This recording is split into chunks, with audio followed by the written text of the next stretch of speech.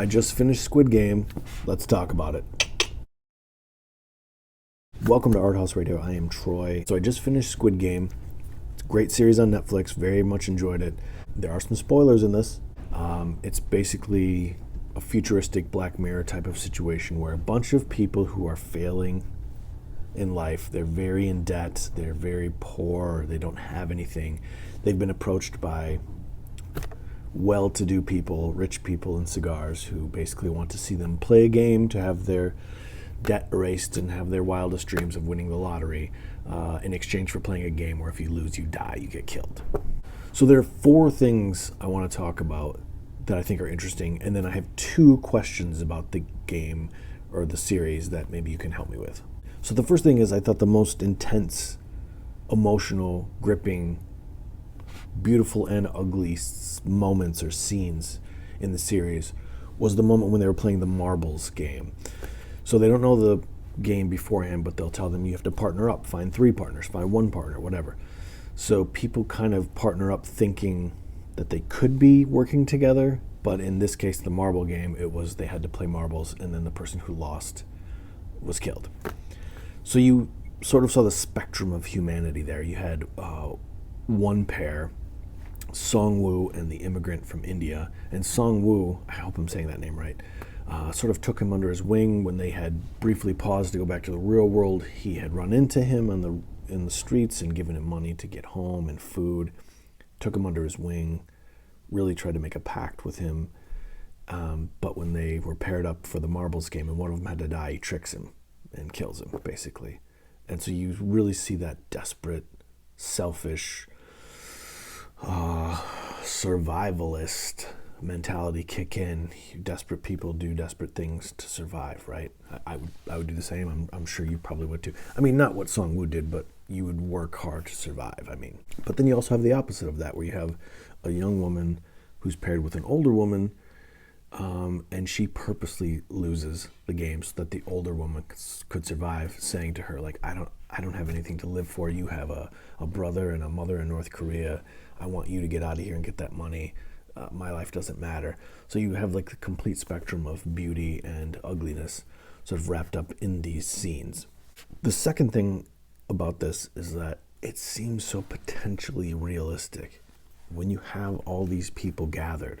And it seems like I think there were like 400 or 500 people in there who were willing to risk their lives to get rid of their debt, to get maybe more money, to be in a better position to help themselves or their families or whoever.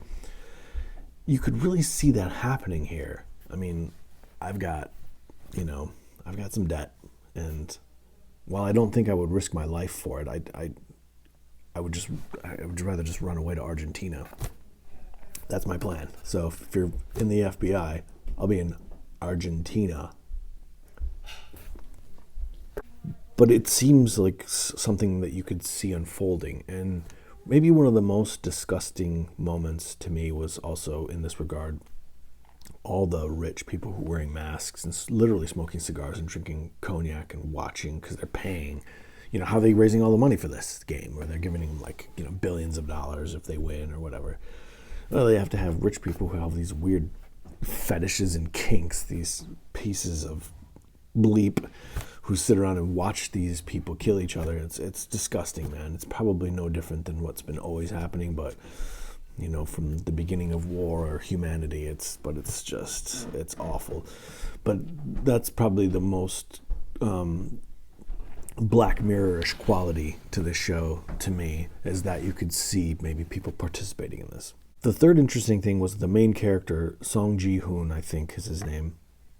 And he goes into this game because he has a daughter and he can't pay for anything, but he also has a mother who's sick. And in this scenario, they don't have health care. But I would imagine in Korea they probably do, if that's where this is set.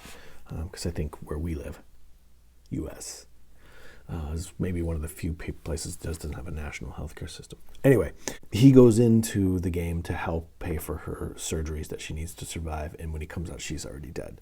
So I thought that was an interesting thing about how no matter what you achieve in life, even if you intend it to be like a very noble or great gesture, you can't control things. So It's kind of like Walter White a little bit, or you know, Walter White in Breaking Bad, like his intentions were good at first, but then he either becomes or we see him for who he actually is, and like his intentions were good at first, but then they kind of go off the rails. Maybe Cooper in Interstellar too, where he is trying to achieve this thing and he misses out on, you know, his daughter's life. You know what I mean? So that was an interesting point to it as well. The last thing I want to point out is at the end when we find out that the old man is actually the game creator or CEO, if you will, and he says something to the main character who's there visiting him that I thought was interesting. He said that in his life, the one thing that he found that rich people and poor people have in common is that neither one enjoys life, which I thought, I'm going to think about that for a while. I'm not going to say anything about it, really. But I thought that was very interesting. Also, they played one game at the end where there was a homeless guy in the park that they could see out the window. And they're like, if he gets helped by someone, you know, I'll tell you why I did this game. And if nobody helps him, then you have to give me the money back or something like that. Eventually somebody helps him. But I remember thinking, maybe you thought this too, they didn't really go over the rules. Why couldn't Song Ji-hoon go down before midnight? That was what had to happen before midnight. Why didn't he go down and help him himself? Because that wasn't part of the thing. So that would have counted, in my opinion. So I just have 2 questions about Squid Game. Maybe 3. I don't know if they're going to come back for another one. I don't think they need to. I think it was great as is. But the first question is, what's going on with the religious references? They never really, as far as I could tell, like sort of wrap that up. You'll notice that during the game, one of the people who were killed, they're put in a coffin, and one of the workers makes in blood a cross on the coffin, kind of indicating that they are doing that for all the coffins. And then at the end, when the winner of the whole game gets, you know, blindfolded and dropped back off in his neighborhood because they can't see where this game is taking place or anything. When he lands on the street, there's like a preacher on the corner saying, "Jesus is coming, Jesus is here, give your soul to Jesus," that kind of thing. So those are 2 things I didn't really understand what was going on. Does anybody have any ideas? Is this like tied into like them playing the game and watching as gods, like overseeing people live their lives and risk their lives for money? I mean, what's the difference between that and like working at Arby's? Not that there's anything wrong with working at Arby's, and you certainly don't risk, well, I don't think, well, we all risk our lives at certain things. Maybe at Arby's it's more or less of a risk. I don't know. I just mean in general it's similar to what we go through in life.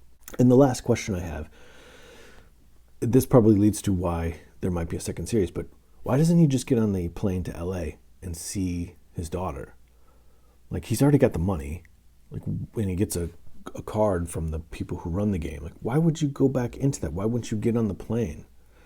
Doesn't make any sense to me. I think that's also a Walter White moment where, if you've seen Breaking Bad, I don't want to give anything away, but he reaches a point where he's achieved what he needs to achieve, but he keeps going on, and you get the sense that he's doing it now for the thrill of it, not because it's a smart move, if that makes sense.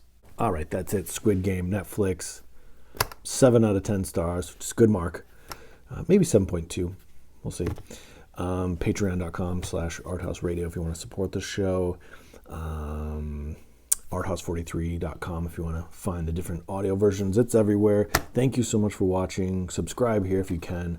I hope you have a great 2022, and I'll see you in the new year, my friends. I love you. Take care. See you next week.